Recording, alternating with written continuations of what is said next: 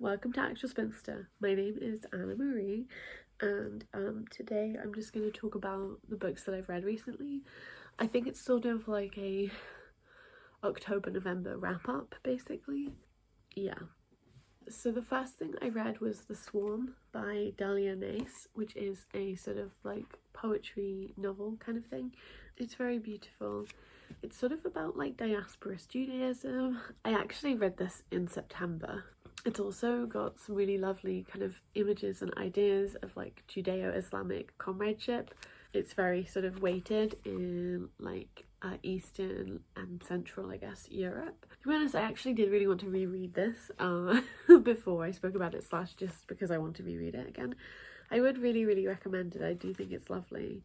It's sort of also about film. It's about the like Ottoman built baths in Budapest, and it's about what you can find there, and it's about like queer people, and yeah, it's just really wonderful. And it's like very Jewish and very, it's sort of like anarchist too. I think there's a way that it's about like diasporism and like anti-nationhood in a way that's like very, yeah, lovely. Hopefully I will reread it and I'll have maybe a bit more clear idea of it, but yeah, it's obviously really short. I'm pretty sure I read like quite a lot of it on Yom Kippur, which was, it was great reading for that day. So yeah, that's that. Then I read East End Suffragettes, the photographs of Nora Smythe, which again is like a very short book. It's the catalogue from an exhibition that was on in 2018/2019, I think, of Nora Smith's photographs of the East End of London and some of the stuff that she was doing with the like various suffragette federations, or like federation that was there. The reason I said various is because it changed, and it became from like the East End London suffragettes to a sort of like workers' suffrage federation. Sorry, I'm like obviously ill, but here we go. Yeah, so this it contains like the photographs, and it also contains a bit of writing about her life, and then also kind of about like her work within the East London Federation of Suffragettes, and also what it went on to be. There's some interesting stuff about the periodical that they published, the Women's Dreadnought. Yeah, there's also some really like, I'm not really interested in women's suffrage as like the political movement, but what I am interested in is the women who were part of the left who struggled for like adult suffrage, which is what Sylvia Pankhurst and her suffragettes sort of went on to be. But also they offered so much more of a kind of like a transformative perspective and like actions in terms of society than a lot of other like women's suffrage stuff, because they were just sort of interested in maintaining a status quo that also included propertied women in the vote, which is an extremely conservative sort of position to take in how it maintains like society as it was then in terms of poverty and gender and stuff like that. So yeah, they did a lot of interesting stuff around social reproduction. They set up a Montessori school at one point. Yeah, they did like a lot of like child and healthcare education, which is the part I'm most interested in. So yeah, it was just like a good little overview. It's not, you know, it didn't tell me anything new, but I did want to look at the pictures and I learned a little bit more. The next thing I finished was The Princess de Cleves by Madame de Lafayette, which is a French classic from the 1690s, 1670s. Yeah, it's from the 1670s. It is also pretty short, but it did take me quite a long time to read because it's sort of boring. It's kind of billed as, or it was described to me as like a sort of classic for if you like Jane Austen, but I didn't really find that to be true. I mean, there's maybe a potential sort of comedic quality at points that put it in that somewhat category, and it is about marriage as well as romance, but it isn't really about the marriage market in the same way, partially because the sort of protagonists are generally all married already, and then it's sort of what happens. So it's not a classic adultery novel, but it sort of is a part of the development maybe towards the adultery novel. I have no idea what I was saying. It's supposed to be kind of one of the earliest more like psychological novels, and obviously it's very early, it's 1670s, and I guess Don Quixote was like 100 years before that, and so we're in like the very sort of, we're still in the like, even if there's large swathes of time between kind of key points. We're still in the very like early times in terms of the novel form and like its development, I guess. But it was, you know, it was very psychologically real. I felt like the characters, they felt genuine and like complicated and deep to me in a way that I didn't expect them to be, having read some later novels like Evelina by Frances Burney. You know, that's very caricature-y. It's also in a similar vein of like Sense and Sensibility by Jane Austen, although her later work is definitely much more deep and compelling in terms of the character development as well as the novel form. But anyway, I still thought it was interesting. It just like I didn't enjoy it, and I thought I probably would, so that was a bit of a shame. And it did take me like many more months to read than I thought it would. I did also start reading this with my mum. She read some of it in French, but then she like gave up because she was bored, so that was fun for her, and I feel bad about it, but whatever. That was like literally the only thing I finished in October. October was obviously a very bad month in general for the world, and also it was reflected in my incapacity to read very much. The next book I read was Tender Points by Amy Berkowitz, which was it's a poetry collection. It's been on my like TBR for literally years, maybe like 7 or 8 years at this point, and I found out about it when I was before I was diagnosed with fibromyalgia, but when I was like really interested in reading like books about sickness and stuff like that.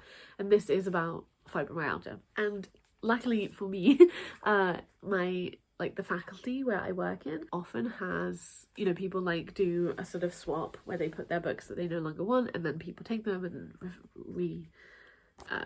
exchange or like shuffle them around, and somebody left this book, so I obviously scooped it up. Obviously that's like a great scheme for me, but it's not so great for my ever expanding bookshelves.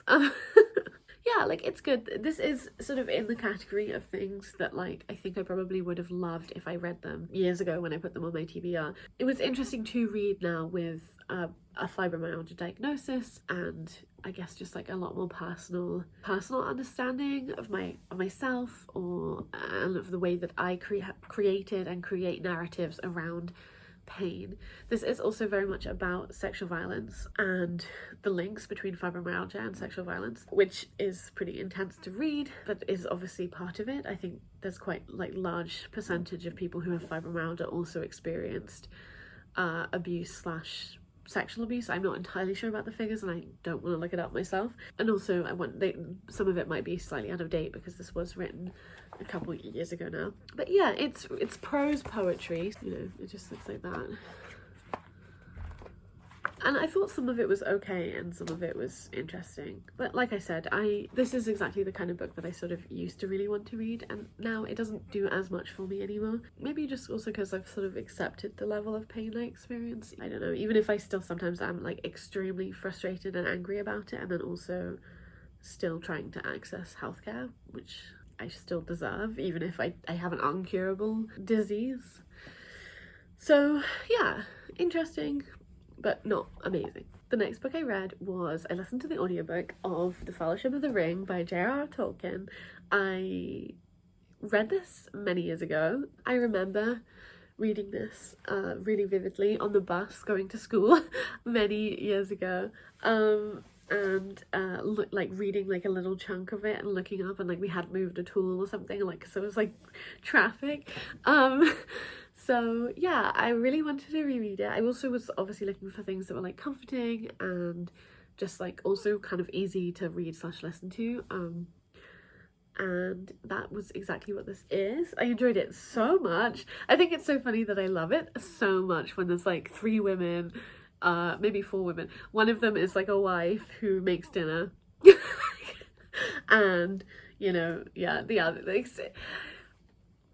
but then at the same time, like the fact that there's so few women actually sort of works in its favor, because I feel like if there were more women I probably would have more issues with it, but because they barely exist in the text, I'm just like, I don't have to deal with, like, that is a form of misogyny, but I don't have to deal with Tolkien's like misogyny in like a more kind of directed or like specific sense. I don't know if that makes sense to any of you.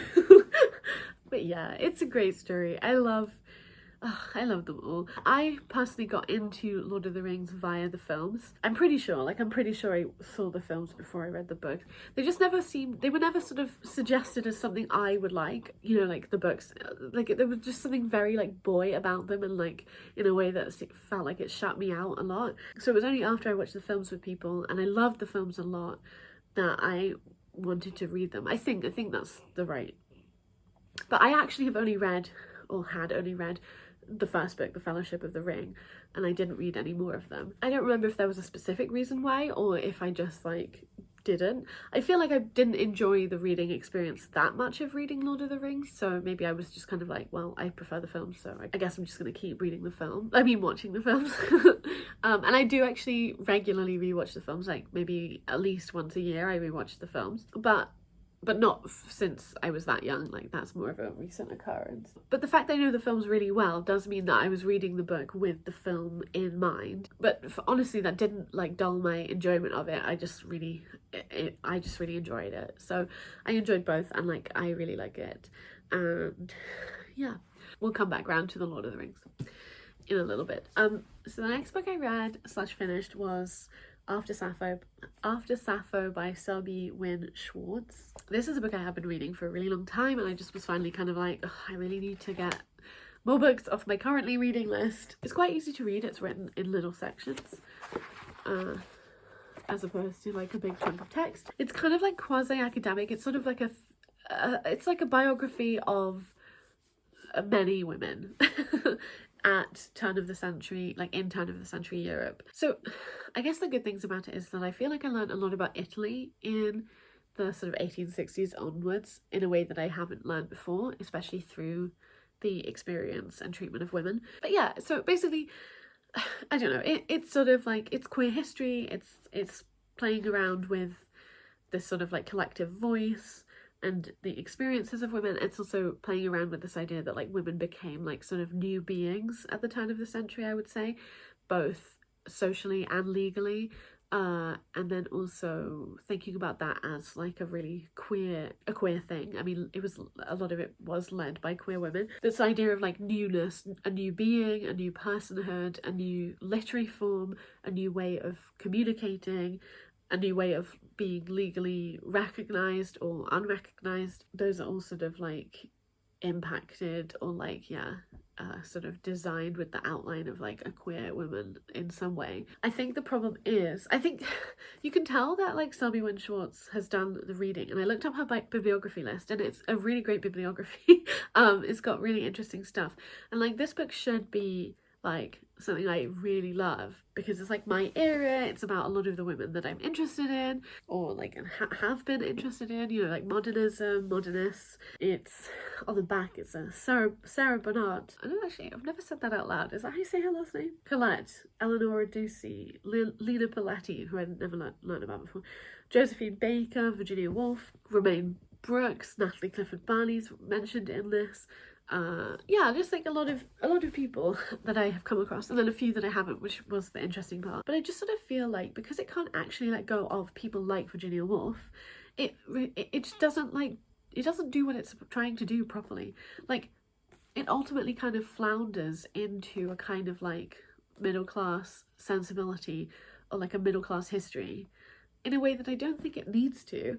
There's, especially with like the Italian aspect, there is a very interesting sort of anti-fascist dimension to a lot of these women, well, including one of who sort of obviously became a fascist after having this like radical like lesbian 1900s, and then she just sort of got funneled into the propaganda machine of Mussolini's Italy, and that's very interesting, even if it's sad. Yeah, I don't know, I guess I'm just saying like I think this book should have been different than what it was.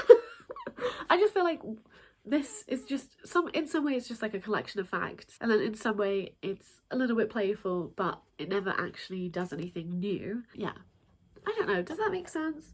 I just sort of feel like, and the other, like Radcliffe Hall is also mentioned in it. I just feel like the sort of wide net that it draws around these like women, in quotation marks, from the 1890s into the 1920s, it just doesn't really work because they actually were not the same thing at all. And even in their different kind of like their attempts to live against a norm, that's all really different anyway when you take into account class and also political belief.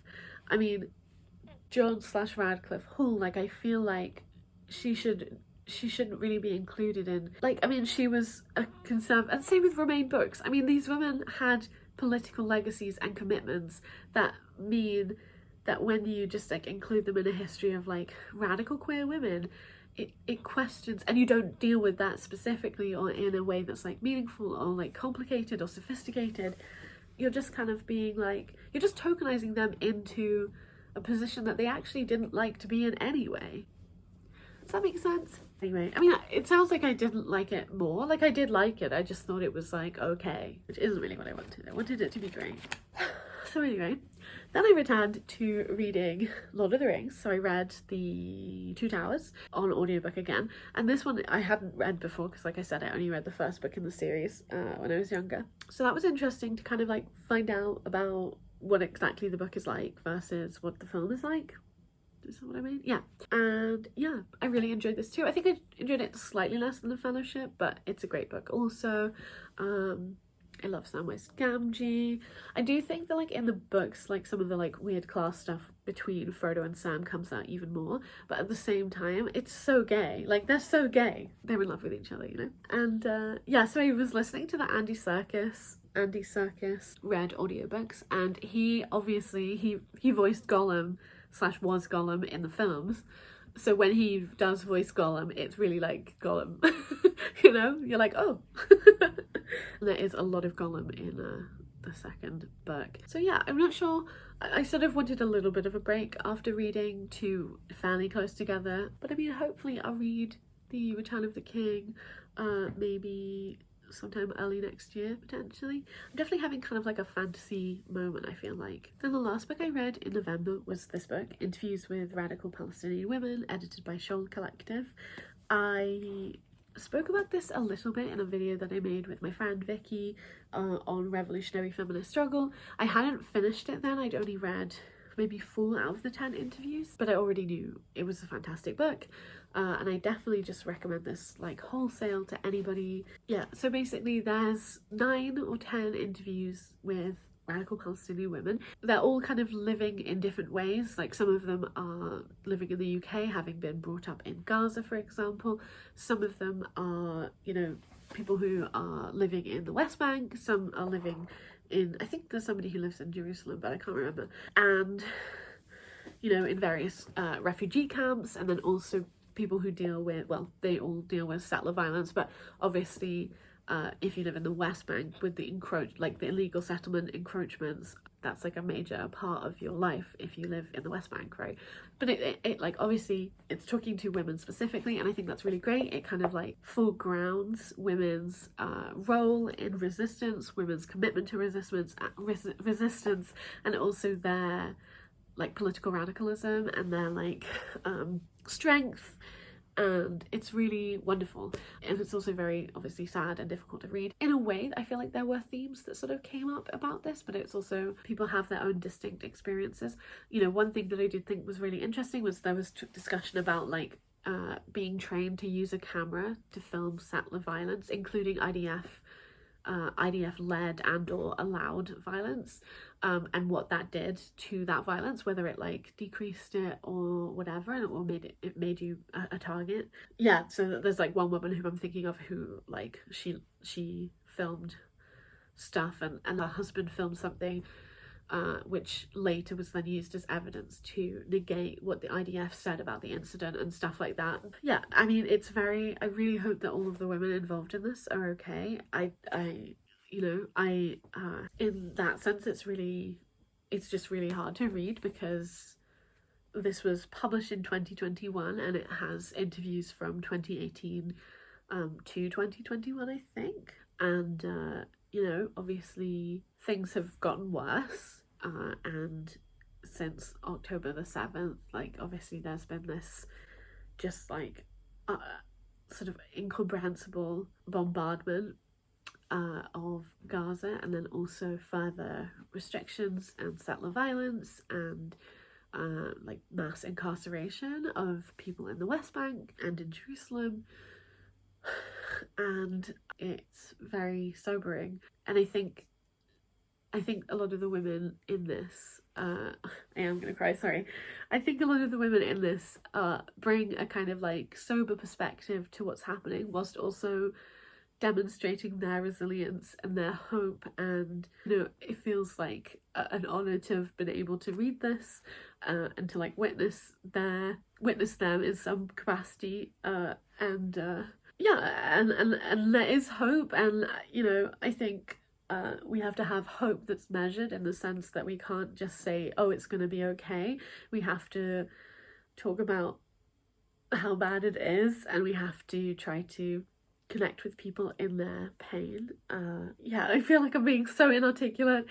Honestly, just read this book. It's obviously much better than anything else I could say. If you're looking for resources or like things to give people for them to understand like the depth in terms of like the history, but also the like social context of Palestine, then I would really recommend this. And maybe you could read it as like a reading group or something to talk through each interview or whatever. Also, I mean, also don't just do that, like do other stuff too. I'm like very quickly falling apart, so I'm just going to leave this here. Let me know if you read any of the books that I have read and your thoughts on them. And I hope you have a good day when you're seeing this, and I will talk to you when I next talk to you. Bye.